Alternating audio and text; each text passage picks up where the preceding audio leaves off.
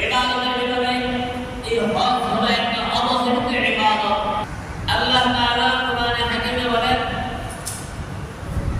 পৃথিবীর ভিতরে সর্বপ্রথম যে ঘর, ওটা পৃথিবীর ভিতরে আল্লাহ তাআলা সর্বপ্রথম যে ঘরটা নির্মাণ করেছেন, এটা হলো আল্লাহ তাআলার ঘর বাইতুল্লাহ। আল্লাহ তাআলা কোরআনে হাকিমে বলেন, ইন্না আউওয়ালা বাইতিন wudi'a লিন-নাস লাল্লাযী বিবাক্কাতা মুবারাকান ওয়া হুদাল লিল-আলামিন। আল্লাহ তাআলা বলেন, নিশ্চয়ই পৃথিবীর সর্বপ্রথম ঘর হলো বাইতুল্লাহ, যা মক্কায় অবস্থিত। আল্লাহ তাআলা বলেন, আমি এই বাইতুল্লাহর ভিতরে মানব জাতির জন্য আমি আল্লাহ তাআলা হেদায়েত নিহিত রেখেছি। আমি আল্লাহ তাআলা এই ঘরের ভিতরে মানুষের জন্য আমি আল্লাহ তাআলা হেদায়েত রেখেছি। মুহতারাম হাজিরিন, আল্লাহ তাআলা কোরআনে হাকিমে নামাজের বিষয়ে আল্লাহ তাআলা মানুষকে হুকুম করেছেন, নামাজের বিষয়ে আল্লাহ তাআলা আয়াত নাযিল করেছেন। কমপ্লিট নামাজের বিষয়ে আল্লাহ তাআলা কোনো সূরা নাযিল করেন নাই। কোরআনে কি এমন কোনো সূরা আছে? সূরাতুস সালাত নামে কোনো সূরা আছে? বলেন, সূরাতুস সালাত নামে কোনো সূরা আছে? সূরাতুস সালাত নামে আল্লাহ তাআলা কোনো সূরা নাযিল করেন নাই, কিন্তু আল্লাহ তাআলা কোরআনে নামাজ সম্পর্কে আয়াত নাযিল করেছেন। ইসলামের যে বুনিয়াদ, যে ভিত্তি, তার ভিতরে সর্বপ্রথম হলো ঈমান। ঈমান সম্পর্কে আল্লাহ তাআলা কোরআনে কমপ্লিট কোনো সূরা নাযিল করেন নাই। আল্লাহ তাআলা কোরআনে হাকিমে ঈমান সম্পর্কে আয়াত নাযিল করেছেন। নামাজ সম্পর্কে আল্লাহ তাআলা পরিপূর্ণ কোনো সূরা নাযিল করেন নাই, আয়াত নাযিল করেছেন। রোজার বিষয়ে আল্লাহ তাআলা কমপ্লিট কোনো সূরা নাযিল করেন নাই, আল্লাহ তাআলা রোজার বিষয়ে আয়াত নাযিল করেছেন। যাকাতের বিষয়ে আল্লাহ তাআলা পরিপূর্ণ কোনো সূরা নাযিল করেন নাই, যাকাতের বিষয়ে আল্লাহ তাআলা আয়াত নাযিল করেছেন। কিন্তু হজ্জে বাইতুল্লাহ ইসলামের বুনিয়াদ, ইসলামের ভিত্তির ভিতরে পঞ্চম যে ভিত্তি হজ পালন করা, এটা এমন গুরুত্বপূর্ণ একটা ইবাদত যে বিষয়ে আল্লাহ তাআলা আয়াত নাযিল করেছেন। কোরআনে হাকিমে একটা সূরা নাযিল করেছেন, যে সূরার নাম হলো সূরা হজ। মুহতারাম হাজিরিন, আল্লাহ তাআলা কোরআনে হাকিমের ভিতরে সূরা হজ নামে একটা সূরা আল্লাহ তাআলা নাযিল করেছেন। তাহলে বলেন, এই হজের গুরুত্ব কি কম না বেশি? বলেন, কম না বেশি? বেশি। কিন্তু আমাদের কাছে এই হজের গুরুত্ব একেবারে নাই বললেই চলে। আমাদের অনেকের উপরে হজ খরচ হয়েছে 10 বছর আগে, আজ আমরা হজ পালন করি নাই। 20 বছর আগে হজ খরচ হয়েছে, আজ আমরা হজ পালন করি নাই। আমাদের অনেক চিন্তা, ব্যবসা বাণিজ্য করতে হবে, ঘর নির্মাণ করতে হবে, 10 তলা বিল্ডিং কমপ্লিট করে তারপর হজ করব, সন্তানকে বিবাহ করাইয়া হজ করব, মেয়েকে বিবাহ দেওয়ার পরে হজ করব। মুহতারাম হাজিরিন, মেয়ে বিবাহ দেওয়ার আগে আপনি এই দুনিয়া থেকে বিদায় হয়ে যেতে পারেন। আপনার ঘর কমপ্লিট হওয়ার আগে, আপনার 10 তলা বিল্ডিং কমপ্লিট হওয়ার আগে আপনি দুনিয়া থেকে বিদায় হয়ে যেতে পারেন। এই 10 তলা বিল্ডিং কমপ্লিটের সঙ্গে হজের সাথে কোনো সম্পর্ক নাই। ছেলে বিবাহ উপযুক্ত হয়েছে, ছেলের বিবাহের সঙ্গে হজের সাথে কোনো সম্পর্ক নাই। মেয়ের বিবাহের সঙ্গে হজের সাথে কোনো সম্পর্ক নাই। কিন্তু অত্যন্ত দুঃখের বিষয় হলো, আমরা বিভিন্ন যে ওজনগুলো দাঁড় করাই, তার ভিতরে অধিকাংশ মানুষের ওজন হলো ছেলেটাকে বিবাহ করায় নেই, মেয়েটাকে বিবাহ দেওয়া নেই, ঘরটা নির্মাণ করা শেষ করি, তারপরে হজ করবো। মুহতারাম হাজিরিন, এই সমস্ত ওজন দিয়া দুনিয়ার মানুষের কাছে পার পাওয়া যায়, আল্লাহ তাআলার কাছে পার পাওয়া যাবে না। মুহতারাম হাজিরিন, আল্লাহ তাআলা এই হজের ফজিলত, হজের গুরুত্ব বুঝাইতে গিয়ে আল্লাহ তাআলা কোরআনে হাকিমে কমপ্লিট একটা সূরা নাযিল করেছেন। এবং এই সূরাটাকে আল্লাহ তাআলা যে যে আয়াত দিয়ে শুরু করছেন তা হলো আল্লাহ তাআলা বলেন ইয়া আইয়ুহান নাসু তাকু রাব্বাকুম ইন্না যালজালাতাস সাআতি শাইউন আযীম। আল্লাহ রাব্বুল আলামিন ইমানদারদেরকে ডাকতে বলেন ইয়া আইয়ুহান নাসু তাকু রাব্বাকুম। আল্লাহ তাআলা কিয়ামতের ময়দানে সমস্ত মানুষগুলো কিয়ামতের ময়দানের মধ্যে আল্লাহ তাআলা এই আয়াতের ভিতরে কোন মানুষকে নির্দিষ্ট করে নাই, সমস্ত মানুষদেরকে উদ্দেশ্য করে আল্লাহ তাআলা বলেন ইয়া আইয়ুহান নাসু তাকু রাব্বাকুম। হে মানুষেরা তোমরা আল্লাহ তাআলাকে ভয় করো, তোমরা তোমাদের রবকে ভয় করো, তোমাদের খালিককে ভয় করো, যিনি তোমাকে সৃষ্টি করেছেন তাকে ভয় করো। মুহতারাম হাজিরিন, আল্লাহ তাআলার ভয় করার কথা বলে আল্লাহ তাআলা বলেন ইন্না যালজালাতাস সাআতি শাইউন আযীম। ওই দিনকে ভয় করো যেদিন পৃথিবীর সমস্ত কিছু একেবারে ধ্বংস হয়ে যাবে। মুহতারাম হাজিরিন, আল্লাহ তাআলা এই সূরা হজের সর্বপ্রথম আয়াত শুরু করেছেন আল্লাহ তাআলা কিয়ামতের বর্ণনা দিয়ে। পৃথিবী যেদিন ধ্বংস হয়ে যাবে আল্লাহ তাআলা হুকুমে ইসরাফিল আলাইহিস সালাম সিংহায় ঘুমাবেন। মুহতারাম হাজিরিন, সিংহায় এক ফুলের মাধ্যমে এই পৃথিবী তছনছ হয়ে যাবে, পৃথিবী ধ্বংস হয়ে যাবে, অবশিষ্ট পৃথিবীর কোনো কিছুই থাকবে না। মুহতারাম হাজিরিন, আল্লাহ তাআলা এমন ফেরেশতা নিযুক্ত করে রাখছেন, আল্লাহ তাআলা যখন নির্দেশ করবেন সাথে সাথে ঘুমাবেন, এক ফুৎকারের মাধ্যমে গোটা পৃথিবী ধ্বংস হয়ে যাবে। আল্লাহ তাআলা এই সূরা হজ শুরু করতে কিয়ামতের বর্ণনা দিয়ে, কিয়ামতের শুরু আলোচনা দিয়ে। মুহতারাম হাজিরিন, ইসরাফিল আলাইহিস সালাম কিয়ামতের যখন আল্লাহ তাআলা হুকুম করবেন সিংহের ফুৎকার মারবেন। বলেন তো মানুষের হাতে বেশি শক্তি না ফুয়ে বেশি শক্তি? মানুষের শরীরের শক্তি কোথায় বেশি, ফুয়ে না হাতে? বুঝতে পারেন না? মানুষের হাতে বেশি শক্তি না ফুয়ে বেশি শক্তি? হাতে বেশি শক্তি। আমি ইচ্ছা করলে ফু দিয়া এই মাউন্টটাকে এখান থেকে সরাইতে পারবো না, কিন্তু ইচ্ছা করলে হাত দিয়ে কি করতে পারবো? সরাইতে পারবো। আমরা সকলে মিলে যদি এই মাউন্টটাকে ফু দেই, আমরা সকলে মিলে ফু দিয়ে কি করতে পারবো? আমরা ফালাইতে পারবো না। ইচ্ছা করলে হাত দিয়ে কি করতে পারবো? ফালাইতে পারবো। এখন চিন্তা করেন আল্লাহ তাআলা এমন ফেরেশতা নিযুক্ত করে রাখছেন, সে হাত ব্যবহার করবে না, একটা ফুৎকার দেওয়ার সাথে সাথে আল্লাহ তাআলা বলেন গোটা পৃথিবী বড় বড় বিশাল পাহাড়গুলো একেবারে তুলার মতো হয়ে, আল্লাহ তাআলা বলেন তুলার মতো হয়ে পৃথিবীগুলো তছনছ হয়ে যাবে। আল্লাহ তাআলা হাকিমে বলেন ইদা যুলজিলাতিল আরদু জিলজালাহা, এমন ভাবে কম্পন সৃষ্টি হবে পৃথিবী একেবারে ভেঙে তছনছ হয়ে যাবে। মুহতারাম হাজিরিন, আমরা দুনিয়া থেকে যে আসমান দেখি, এই আসমানটা দুনিয়া থেকে আমরা আসমান দেখি, এই দুনিয়া থেকে আসমান পর্যন্ত যতটুকু ফাঁকা, বলে এই আসমানটা শুরু থেকে নিয়ে ততটুকু পর্যন্ত এই আসমানটা এতটুকু দম। মুহতারাম হাজিরিন, এমন এক ফুৎকার মারবে পৃথিবীর সমস্ত কিছু ধ্বংস হয়ে যাবে, আসমানগুলো ভেঙে টুকরা টুকরা হয়ে যাবে। মুহতারাম হাজিরিন, আল্লাহ তাআলা সূরা হজ আলোচনা শুরু করছেন কিয়ামতের বর্ণনা দিয়ে। কেন?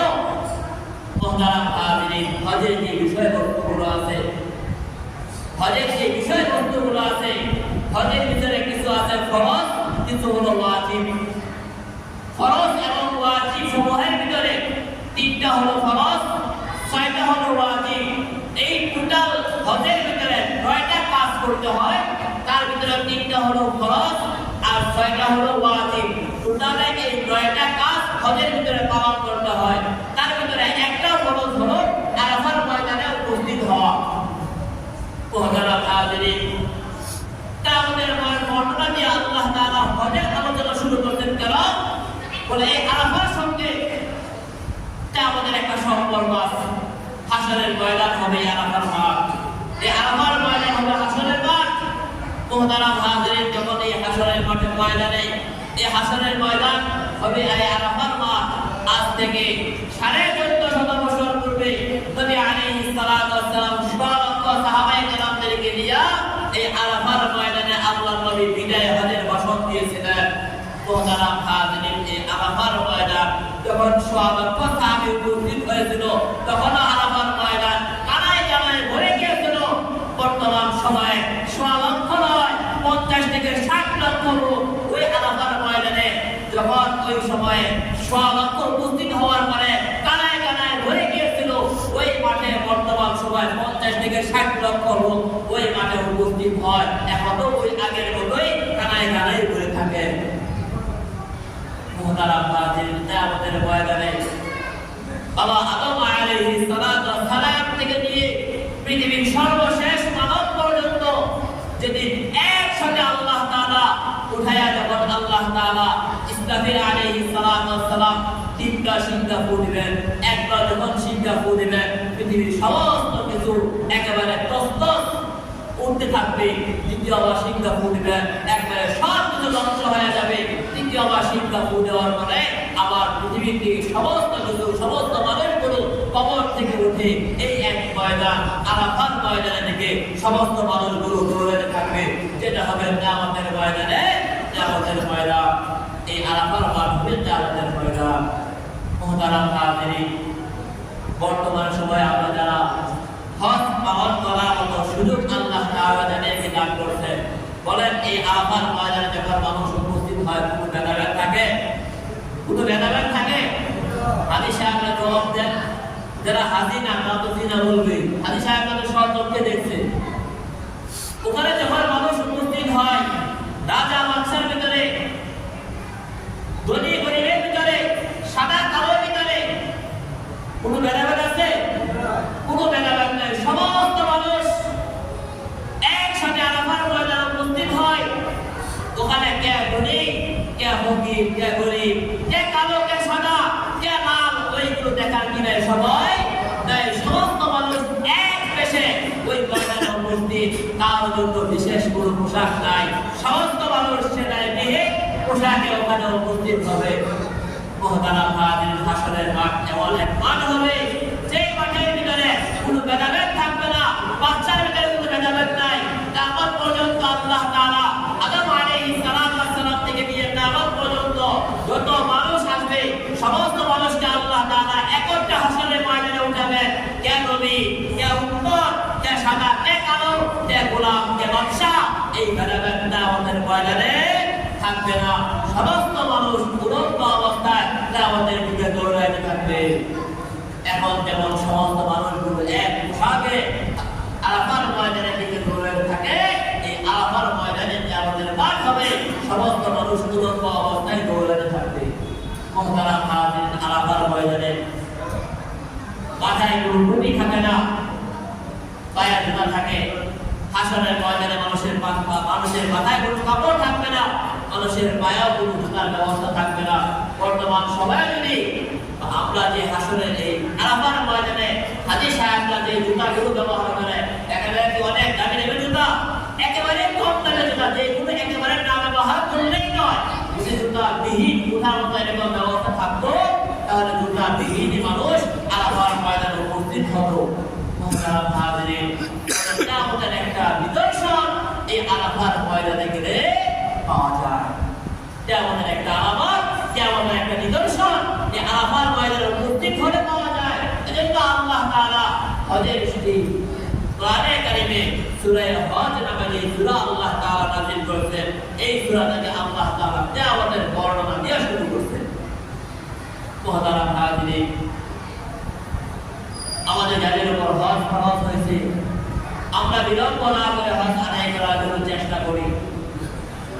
মুহতারাম হাজিরিন, হজ কাদের উপরে ফরজ?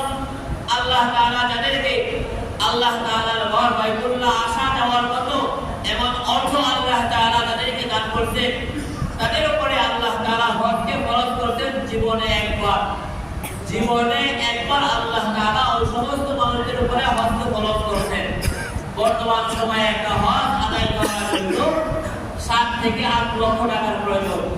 আপনি হজ করার জন্য যাবেন, বাড়িতে আপনার 2 বাচ্চা আছে, তাদের একটু ভরণ পোষণের ব্যবস্থা আছে, টোটালের মিলায় মনে করেন 8 থেকে 9 লক্ষ টাকা তাদের কাছে আছে, তাদের উপরে হজ খরচ। তাহলে এই হিসাব করলে আমাদের সমাজের অনেক মানুষ এমন আছে যাদের উপর হজ ফরজ হয়ে গেছে কিন্তু কোনো খবরই নাই, আমাদের খবরই নাই, অথচ আমার উপর হজ আল্লাহ তাআলা ফরজ করে দিয়ে রাখছে। মুহতারাম হাজিরিন, নবী আলাইহিস সালাতু ওয়াস সালাম যাদের উপর হজ ফরজ হয়েছে কিন্তু হজ করে নাই, না করে দুনিয়া থেকে বিদায় নিয়ে চলে গেছে, আল্লাহ নবী তাদের ব্যাপারে কঠোর সতর্কবাণী নবী আলাইহিস সালাতু ওয়াস সালাম দিয়েছেন।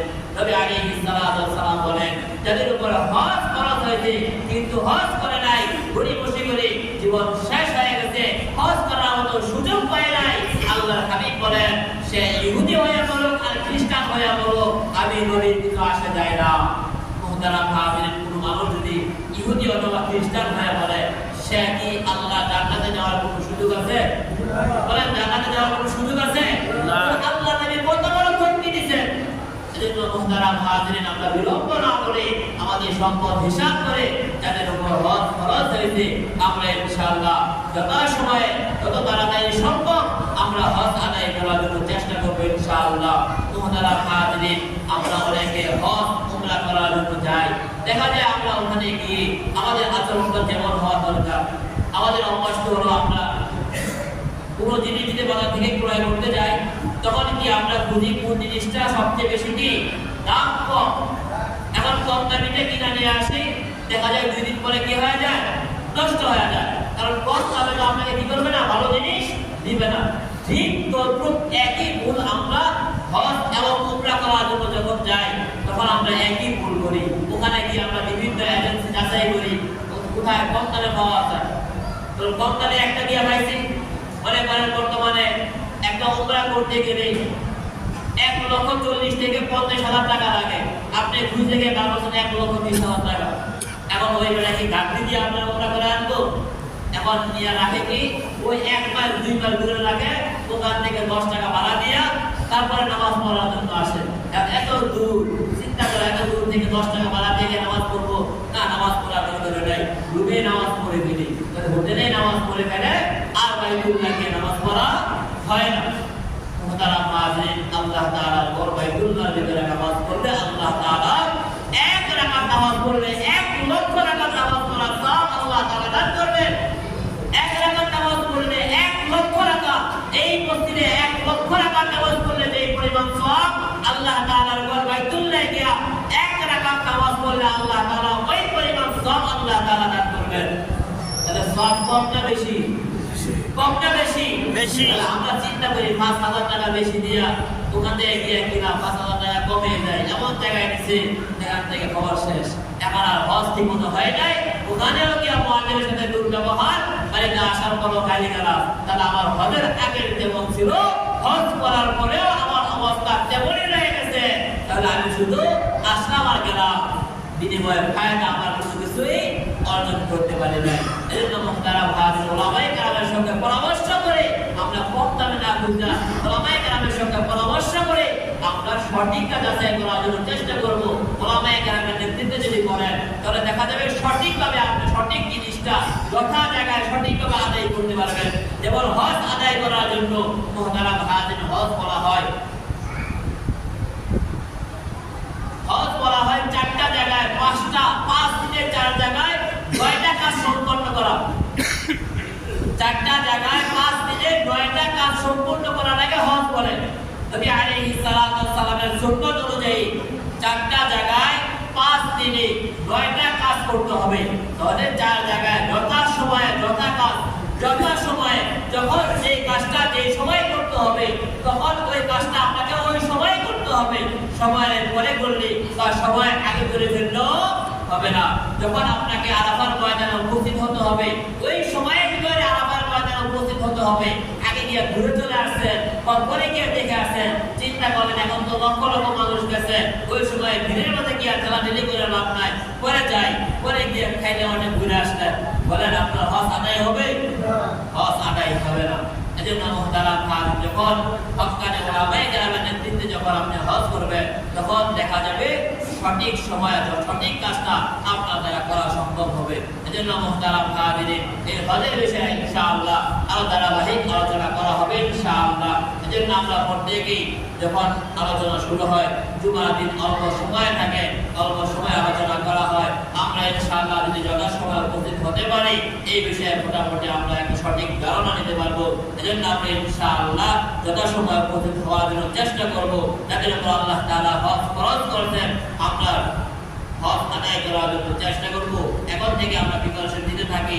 যারা এই বছর হজে যাবে আমরা তাদের জন্য দোয়া করব। আল্লাহ তাআলা যেন প্রত্যেককে হজ্জে মকবুল আল্লাহ তাআলা নসিব করেন। যাতায়াতের রাস্তা যেন আল্লাহ তাআলা সহজ করে দেন, যেন আল্লাহ তাআলা সুস্থ থেকে হজের সমস্ত আহকামগুলো সঠিকভাবে আদায় করতে পারে। এজন্য আমরা প্রত্যেকেই তাদের জন্য ইনশাআল্লাহ দোয়া করব। আল্লাহ তাআলা আমাদের প্রত্যেককে মৃত্যুর আগে বারবার আল্লাহ তাআলার ঘর তাওয়াফ করার তৌফিক আল্লাহ তাআলা আমাদের প্রত্যেককে দান করুন। ওয়া আখিরু দাওয়ানা আলহামদুলিল্লাহি রাব্বিল আলামিন। মুহতারাম ফাজিল, আরেকটা কথা হলো আপনারা ইতিপূর্বে আমাদের মসজিদের অনেক কাজ ফেরাত